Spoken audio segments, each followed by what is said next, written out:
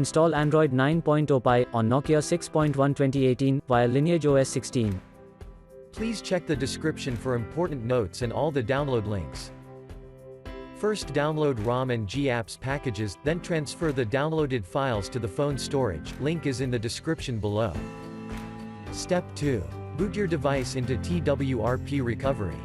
Once in TWRP, click on Wipe, Advanced Wipe, and select the check boxes, as shown in the image, excluding internal storage. Step 4. Swipe the button to wipe the device.